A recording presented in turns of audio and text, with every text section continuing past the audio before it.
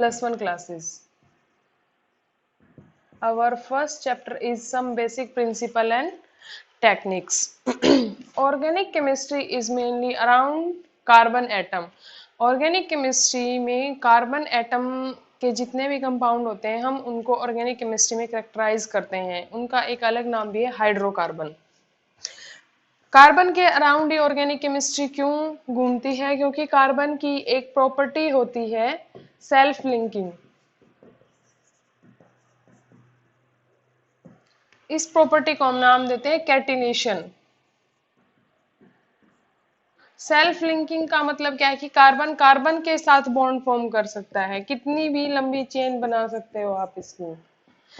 जैसे आपने 10th class में पढ़ा होगा methane, ethane, propane, butane, octane, nonane. वैसे आप 10 कार्बन की 20 कार्बन की पॉलीमर्स होते हैं, प्रोटीन्स होते हैं, उनकी बहुत लंबी कार्बन की चेन होती है. इसलिए ये प्रॉपर्टी कार्बन में ही है कि ये बहुत लंबी चेन फॉर्म कर सकता है खुद के साथ बॉन्डिंग करके.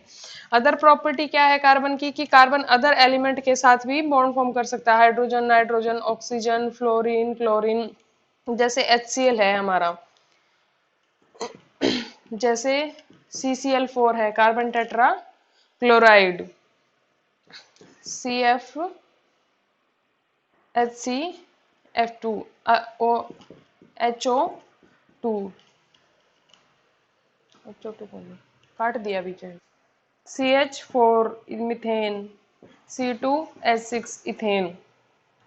बहुत सारे कंपाउंड है कार्बन के जो हमने 10th क्लास में पढ़े, फंक्शनल ग्रुप के साथ भी पढ़े हैं.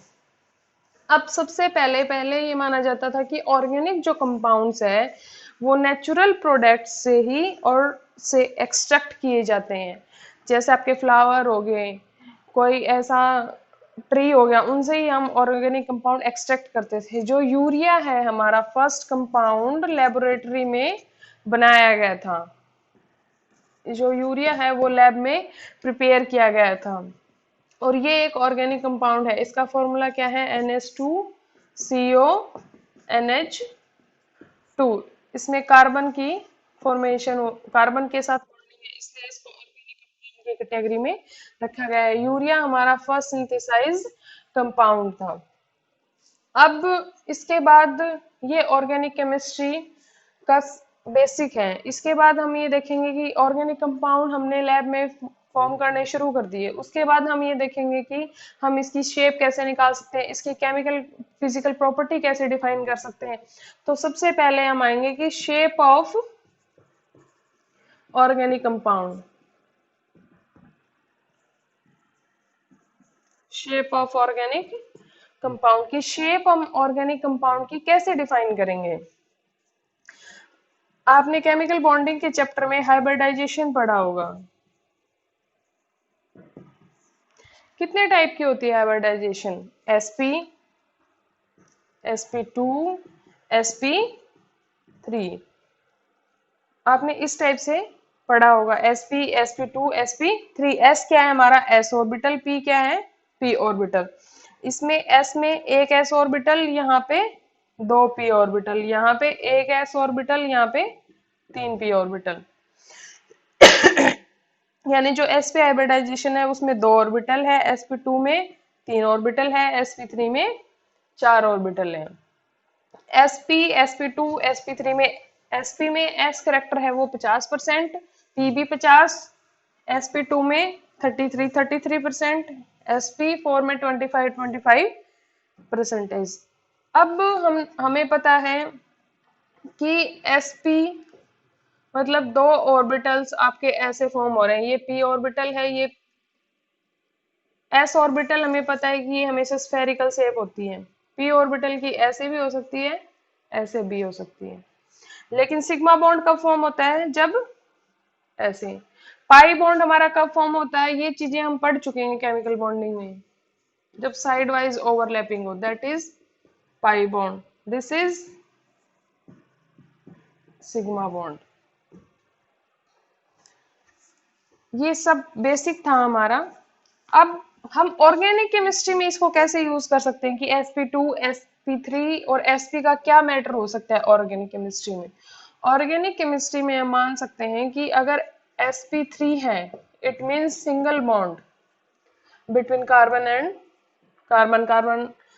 sp2 है, डबल बॉन्ड। sp है तो ट्रिपल बॉन्ड।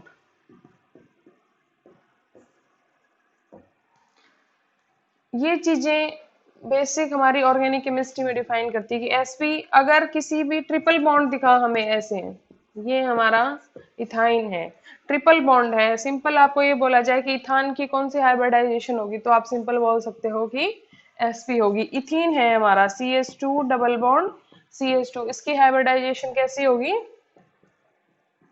sp2। मिथेन है हमारा CH CH CH CH, single bond है, क्या हाइब्रिडाइजेशन होगी इसकी? sp3। अब आप लोगों ने पढ़ा है कि sp हो लीनियर शेप होती है, sp2 और ट्रायंगुलर, sp3 पिरामिडल। ये इस तरह से फैक्टर शेप को डिफाइन करेंगे और हमारी हाइब्रिडाइजेशन इस प्रकार हेल्प करेगी कि किस प्रकार हम डबल ट्रिपल सिंगल बॉन्ड से भी उनकी हाइब्रिडाइजेशन बता सकते हैं। हाइब्रिडाइजेशन अभी तक हमने पढ़ा है। अब हाइब्रिडाइजेशन किस प्रकार बॉन्ड लेंथ को, बॉन्ड एंथैल्पी को अफेक्ट करती है। जैसे हमारी sp हाइब्रिडाइजेशन आपकी निकल गई, sp में क्या होगा? 50% हमारा s करेक्टर है और 50% हमारा p करेक्टर है। अब हमें पता है ये हमारा न्यूक्लियस होता है, अब फिर s ऑर्बिटल, फिर p ऑर्बिटल, फिर d ऑर्बिटल, ऐसे हमारी स्ट्रक्चर होती है। ये ऑर्बिटल है, ये s p d।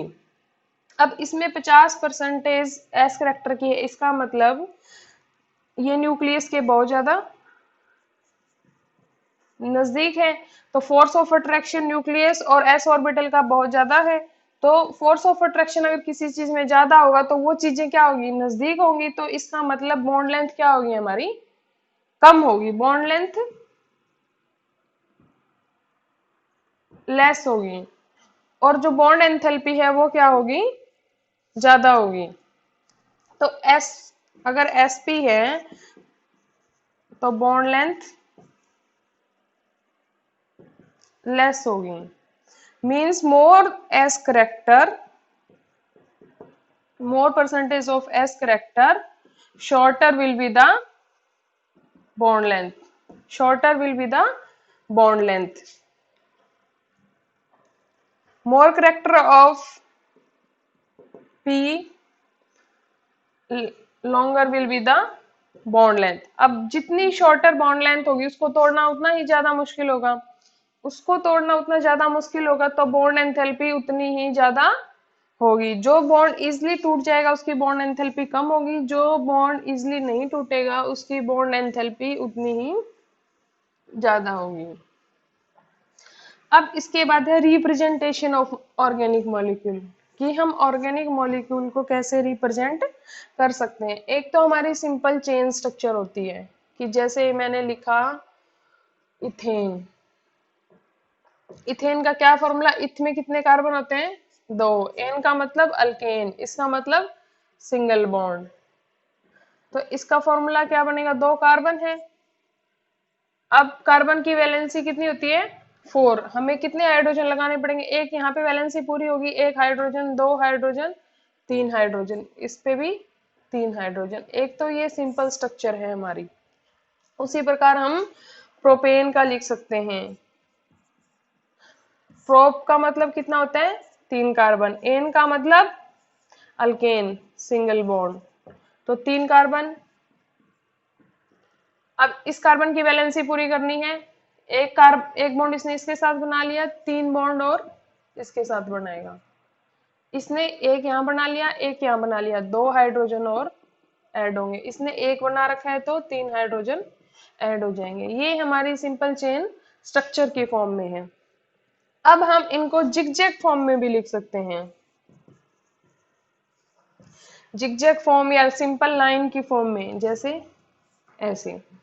जो यहाँ पे वाला हमारा फ्री कॉर्नर है उसका मतलब होता है CH3, जो अटैच्ड कॉर्नर है उसका मतलब होता है CH2। टू, ये जो लाइन है सिंपल, ये सिंगल बॉन्ड को रिप्रेजेंट करती है। ये क्या होगा, CH2, और ये कॉर्नर क्या होगा, CH3। तो जितने ऐसे डॉट होंगे ऊपर नीचे वो हमारे कार्बन को रिप्रेजेंट करते हैं। जैसे यहाँ पे 1 carbon, 2 carbon, 3 carbon, 4 carbon, 5 carbon, 6 carbon, 7 और 8। ये सारी सिंगल लाइन है, इसका मतलब 1 to 8 सारे सिंगल बॉन्ड है। लास्ट वाला मैंने आपको क्या बताया था कि जो फ्री होता है वो होता है CH3, जो 2 से अटैच होगा वो होगा CH2। ये CH3 क्यों होगा, क्योंकि इस कार्बन ने इसके साथ ये एक बॉन्ड बना लिया। कार्बन की वैलेंसी कितनी होती है, 4, तो कितने हाइड्रोजन लगेंगे, 3।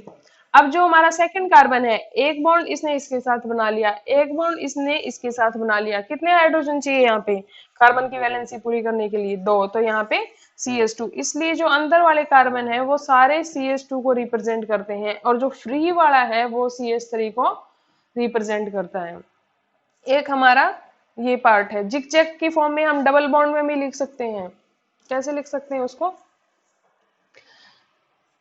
जैसे ये है, यहाँ पे डबल बॉन्ड आ गया आपका, ऐसे लिख दोगे आप, तो ये वाला कॉर्नर CH3। अब जो फर्स्ट कार्बन है ये हमारा सेकंड कार्बन, ये थर्ड कार्बन, ये fourth carbon. First and fourth का तो फ्री है, कहीं डबल बॉन्ड नहीं है, CH3 हो जाएगा। अब इस कार्बन ने 4 और 3 ने सिंगल बॉन्ड, 2 और 3 डबल बॉन्ड, तो 1 2 3, 3 जो थर्ड नंबर कार्बन है उसने कितने बॉन्ड बना लिए, 3, तो ये किसको रिप्रेजेंट कर रहा है, CH को। इसने भी एक बॉन्ड इसके साथ, 2 बॉन्ड इसके साथ, ये किसको रिप्रेजेंट कर रहा है, CH को। अगर मैं सिंपल फॉर्म में लिखूं तो इसका फॉर्मूला आएगा CH3 CH double bond CH CH3। इसको हम जिगजैग फॉर्म में भी सिंपल लिख सकते हैं और इसको इस फॉर्म में भी कन्वर्ट कर सकते हैं। उसके बाद हमारा आता है रिप्रेजेंटेशन। 3D में हम इनको कैसे रिप्रेजेंट कर सकते हैं,